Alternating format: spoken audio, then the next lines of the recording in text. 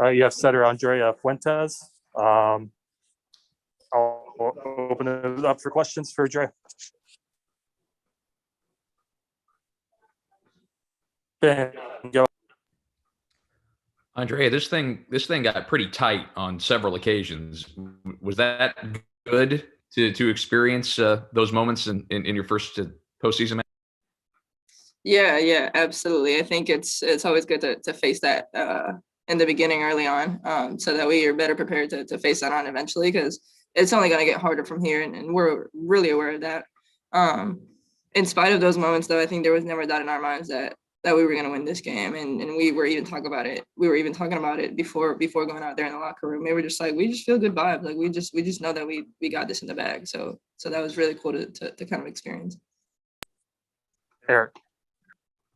Andrea, was it hard to kind of focus when there's 4 matches going on right at that convention center at once, or were you cognizant of that, or once the ball's set, you're just the blinders? Yeah, I think at the beginning you're kind of cognizant of that because you get in there, it's kind of like a weird setup. You have a tent for a locker room. You see other teams kind of passing by, going to their courts. You see teams everywhere, really. You even in the hotel. I mean, we get in an elevator and it's a different team every time the elevator opens. But I think that once game started, that was we blocked everything out at the beginning. Whenever they're kind of announcing the players, our names, I think that's when you kind of, because they're announcing our names and then there's like people announcing other people's names up on the other courts because we're all starting at the same time. But as soon as you start, that first serve goes in and we block everything out and it's game time. And I never really thought about it, and I don't think that my teammates did either. Colin, go ahead.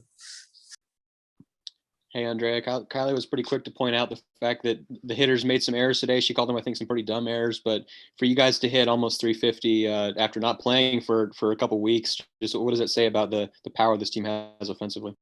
Yeah, I think it says a lot. I think it talks mostly about our ability to bounce back and stay and kind of maintain focus on what you got to do. I think even when my hitters make errors, I think that they do a really good job of bouncing back immediately. If a hitter makes an error, I'm not afraid of throwing the ball again because I don't think that they're going to make an error again. I think that they're going to be cognizant of that and bounce back really quickly. And I think that today was a great example of just how well our hitters are and how good they are, because I think that at the beginning we struggled a little bit offensively. I think in part I was struggling a little bit at the beginning to find my rhythm. And I think as the match went on, we started kind of finding that again. And I think that shows the fact that we were still able to hit above 300. I think that shows how good our hitters are and how cognizant of their space they are. I think that when a hitter is self-aware, I think that they're more prone to check themselves and be in a constant dialogue of what they're going to do. And I think that's what our hitters do.